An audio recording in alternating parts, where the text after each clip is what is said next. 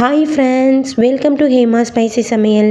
Chicken gravy பார்த்திங்கன்னா டிஃப்ரெண்ட்டான மெத்தடில் நிறைய டைப்பில் நம்ம செஞ்சு சாப்பிட்ருப்போம்.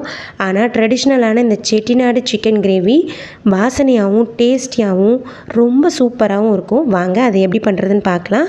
அதுக்கு ஃபஸ்ட்டு நம்ம மசாலாஸ்லாம் வறுத்து எடுத்துக்கலாம். அதுக்கு ஒரு கடாயில் 1 டீஸ்பூன் அளவுக்கு ஆயில் சேர்த்துருக்கேன். 2 டீஸ்பூன் அளவு மல்லி சேர்த்துக்கலாம். சேர்த்துட்டு மல்லி நல்லா பொரிஞ்சு வந்ததுக்கப்புறம் 1 டீஸ்பூன் அளவு ஜீரகம், எல்லாமே ஒரே ஸ்பூனில் அளந்துக்கோங்க, கரெக்டாக இருக்கும். 1 டீஸ்பூன் சோம்பு, ஒரு 3 வரமிளகாய், காரம் அதிகமாக இருக்கும் அதனால் ஒரு 3 மட்டும் நான் சேர்த்துருக்கேன். 2 ஏலக்காய், 1 ஸ்டார், ஒரு சின்ன துண்டு பட்டை, 1 டீஸ்பூன் அளவு மிளகு சேர்த்துக்கலாம். இப்போது மீடியம் ஃப்ளேமில் வச்சுட்டு இந்த ஸ்பைசஸ் எல்லாத்தையும் பொன்னிறமாக வறுத்து எடுத்துக்கலாம். நல்லா வாசனை வந்ததுக்கப்புறமா ஒரு 2 டேபிள் ஸ்பூன் அளவு தேங்காய் துருவல் சேர்த்துருக்கேன். சேர்த்துட்டு நல்லா வறுத்து விட்டுக்கலாம். இப்போது இதிலையே ஒரு 2 கொத்து கருவேப்பிலையை சேர்த்துக்கலாம். சேர்த்துட்டு நல்லா கலர் சேஞ்ச் ஆகி வரணும், அது வரைக்கும் வறுத்து விட்டுக்கலாம். நல்ல வாசனையும் வரணும், அப்போ தான் நமக்கு குழம்புல சேர்க்கும் போது நல்லாயிருக்கும். இந்த அளவுக்கு கலர் சேஞ்ச் ஆனால் கரெக்டாக இருக்கும். இப்போது இந்த ஸ்பைசஸ் எல்லாத்தையும் நம்ம ஆற வச்சுக்கலாம். இப்போது ஒரு கடாய் எடுத்திருக்கேன். அடிகனமான கடாயை எடுத்துக்கோங்க. அதில் 2லேருந்து 3 டேபிள் ஸ்பூன் அளவுக்கு ஆயில் சேர்த்துக்கலாம். ஆயில் நல்லா சூடானதுக்கப்புறமா ஒரு 3 ஆனியனை பொடியாக கட் பண்ணி எடுத்து வச்சுருக்கேன். சாப்பரில் சேர்த்து நல்லா பொடியாக கட் பண்ணிக்கிட்டேன். இப்போது ஆனியனை நல்லா வதக்கி எடுத்துக்கலாம். நல்லா கலர் சேஞ்ச் ஆகி வரணும், அப்போ தான் நமக்கு கிரேவி ரொம்ப டேஸ்டியாக இருக்கும். இப்போது ஆனியன் ஒரு சைடில் நல்லா வதங்கிட்டு இருக்கட்டும். அதுக்குள்ளே ஒரு 2 துண்டு அளவுக்கு இஞ்சி எடுத்திருக்கேன். கூடவே ஒரு 10 பல் அளவுக்கு பூண்டு. இது எல்லாத்தையும் நான் பேஸ்ட்டாக சேர்க்கலை, இன்றைக்கி ஃப்ரெஷ்ஷாக இடிச்சிட்டு சேர்த்துக்க போகிறேன். இடிச்சிட்டு சேர்க்கும் போது நமக்கு டேஸ்ட்டும் ஃப்ளேவருமே நல்லாயிருக்கும். பாருங்கள், இப்போ எல்லாத்தையுமே இடித்து எடுத்துக்கிட்டேன். இந்த அளவுக்கு இடித்தா போதும், ரொம்பவும் மைய இடிக்கணும்னு அவசியம் இல்லை. இப்போது இது எல்லாத்தையுமே ஒரு பாத்திரத்துக்கு மாற்றி எடுத்துக்கிட்டேன். இப்போ பாருங்கள், நல்லா ஆனியன் வதங்கி கலர் சேஞ்ச் ஆகி வந்திருக்கு. இப்போது இது கூடவே இடித்த இஞ்சியும் பூண்டியும் சேர்த்துக்கலாம்.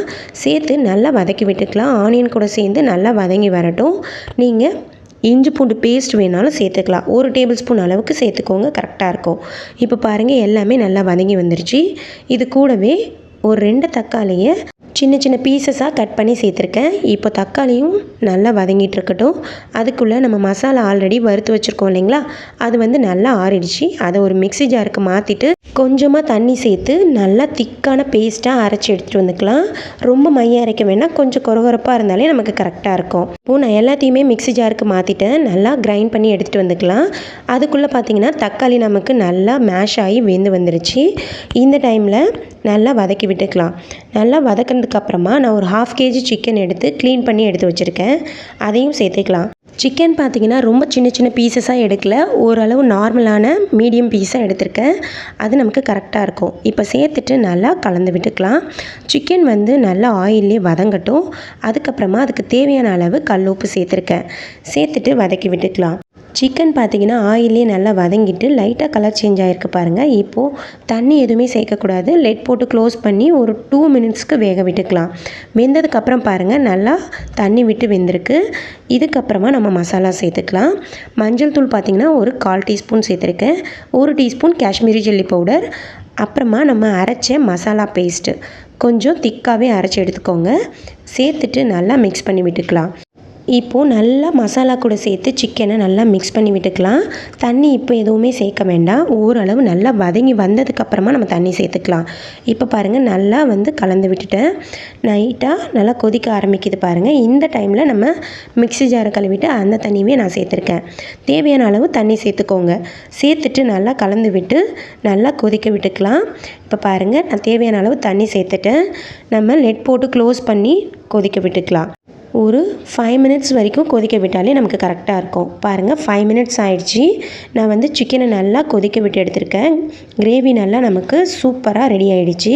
இந்த செட்டிநாடு கிரேவி பார்த்திங்கன்னா ரைஸோடவும் இட்லி தோசை சப்பாத்தியோடு சாப்பிட்றதுக்கு சூப்பராக இருக்கும். கண்டிப்பாக நீங்கள் ட்ரை பண்ணி பாருங்கள். கடைசியாக இது கூட கொஞ்சமாக ஃப்ரெஷ்ஷான கொத்தமல்லி தலைகளை சேர்த்துட்டு நல்லா மிக்ஸ் பண்ணி விட்டுக்கலாம். அவ்வளோதான், நம்மளோட சிக்கன் கிரேவி சூப்பராக ரெடி ஆகிடுச்சு.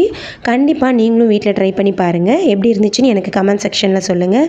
ரொம்ப டேஸ்டியாக இருக்கும். கண்டிப்பாக நீங்கள் ட்ரை பண்ணி பாருங்கள். ரொம்ப வாசனையாகவும் நம்ம யூசுவலாக பண்ணுற சிக்கன் கிரேவி விட இந்த செட்டிநாடு சிக்கன் கிரேவி ரொம்ப டேஸ்டியாக இருக்கும். கண்டிப்பாக ட்ரை பண்ணி பார்த்துட்டு எப்படி இருந்துச்சுன்னு சொல்லுங்கள். வீடியோ பிடிச்சிருந்தா லைக் பண்ணுங்கள், ஷேர் பண்ணுங்கள், நம்ம சேனலை சப்ஸ்கிரைப் பண்ணுங்கள். நாளைக்கு இன்னொரு வீடியோவில் மீட் பண்ணலாம். தேங்க்யூ.